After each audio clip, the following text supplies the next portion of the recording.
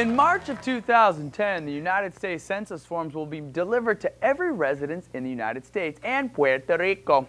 You'll be asked just to answer 10 short questions and then mail the form back in the postage-paid envelope.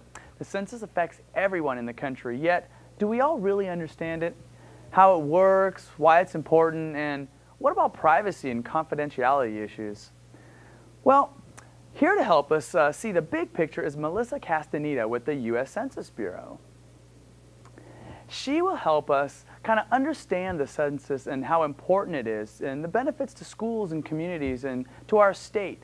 And with the 2010 census just around the corner, please welcome Melissa D. Castaneda.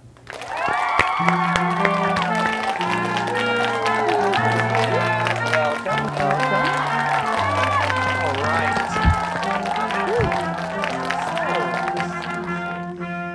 I think as our U.S. Constitution states that we will take a census every 10 years, so this is mandated by the Constitution. Yes. But what do you do for the other 9 years? Well, we take it every 10 years, and right. that's the data we use for 10 years. Right. So we get one chance. You get 9 years off. Every and 10 we'll years. see you in a decade, right? No, right. I joke. Right, but if we screw up, you know, it lasts for 10 years. That's true. That's or if true. people don't respond, it lasts for 10 years. So now, that's a big deal. You probably don't know this because it's kind of a secret, but this guy right here, worked on the 2000 U.S. Census. Wow. True story. True story. I needed a summer job back in 2000, and I'm like, hey, they were hiring. And I'm like, hey, I'm on board. What do? Go door to door, talk to people who didn't send in their forms that were mailed to them. And, you know, I wrap it down. I met a lot of great people. I took some information, and I was on my way. Most people were cool, but not everybody. I remember old Tom Wilkinson over on 1394 Bayberry Drive. But technically you don't, right? Because you would never share that information. Well, I was just making Because you got a lifetime oath, right? No, of course. I remember my confidence. They made you take the oath. We yes, can't give anyone's information No, out. it's true. But seriously, Tom, if you're out, no, I was making stuff up. No, it was cool. It was a good time. It was a good time. Yeah. But you know, I think a lot of people, in all honesty, there was what I noticed, and I'm sure it happens every 10 years when the census comes around, people get all kind of goofy and like, oh, you know, like they feel like the government's like dipping into their lives and trying to rip out their guts and their heart. And I spent a lot of time going like, no, that's not really what's going on. And maybe you can kind of share like why is this even important? Why should people want to fill out those 10 questions and mail it back? Well, you know, I mean, it's important to why we do it, and why it's so important is because this is how we divide money and power. Yes. Within the United States. And also, you know, it has a long history of social rights. Mm-hmm. So there's a lot of timeliness with the census, and if people want to make issues out of other, issues, it's kind of a bandwagon that people like to jump on. Sure. I personally, in 19, I won't say when, I'm sorry. When I was in college, I was involved with, lobbying the census and being an activist to be able to check more than one box. Because before you could only check one box for your race. Right. So, I too was involved in the census before I became a census employee because it's so important, and it really does shape our society and the way that we look at society for a long time, and we have that one chance. I think what I always remember from my experience and that I was trying to convey to people is that the most accurate information is the best information. And if we don't have your information, then we're not accurate. And there can be so many pockets of question marks and missing pieces because people don't want to cooperate or participate. Yeah. And so then you don't have a complete piece of the puzzle. And that's what that always kind of concerned me, but, what do you do? Well, with the head count, the decennial census is the actual head count that's mandated in the Constitution. So that's why this census form this year, 2010, is actually the shortest one in history. Whoa. So there's not going to be those long questionnaires, before.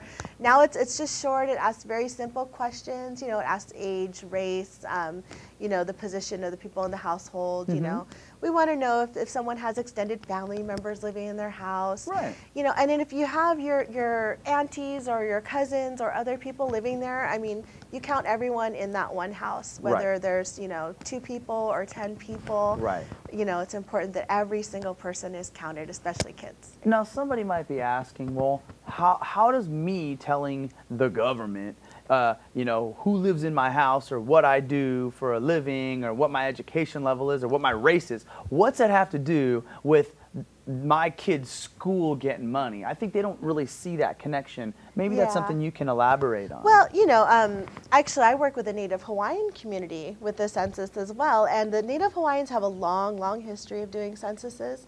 Ideally, you know, they would do it sometimes to make sure there would be enough fish in the ponds that they're making, you know. So it's always kind of been about making sure that things are evenly distributed. So we know how many people live in this city, and through other censuses that we take, we have the American Community Survey, which replaced that old long 65 question form. Oh, I remember So everyone that one. gets that on a, you know, sampling basis every 10 years. Right. So we get that other information from the American Community Survey. Right. And that information you can also see on our website too, and that gives us the socioeconomical information. And the 2010 census count is just really just counting, saying I'm here, I count, you know, everyone counts. So it sounds like, okay, if this district has 23,000 students in it, then that's going to affect what kind of funds that district gets from the state. And if they say, you know, another district has only 17,000 students in it, then that's going to affect their funds. So really having an accurate count affects, you know, the teaching staff, and as far as hiring teachers, keeping teachers, materials that go for those students. And that's why having something really accurate becomes so important. That's what it sounds like. Yeah, I mean, for schools, for everything that we do, for the, you know, disasters, and there's just such a long list, Title I funds, after-school programs, you know, hospitals and senior centers, child care programs, you know. So there's a long list of things that rely on census data, and, you know, that's why it's just really so important. And it's also just important just to, you know, make yourself, like, you know, set your place in history, because we can't see this, and this information is, like I said, it's sealed for 72 years, but your ancestors can see the information. And, you know, in 72 years from now, your grandchildren or your great-grandchildren could take a look at your life and see how you lived in 2010.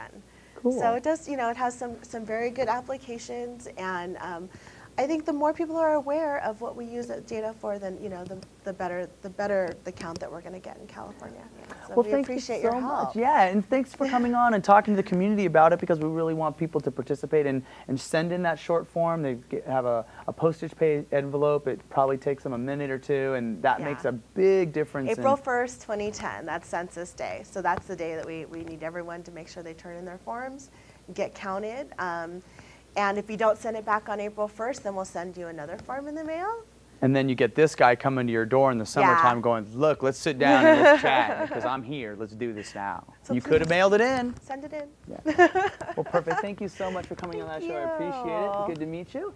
And for those of you watching at home or at your computer screen or at the Cineplex, because they show this there, don't they? What? We'll be right back.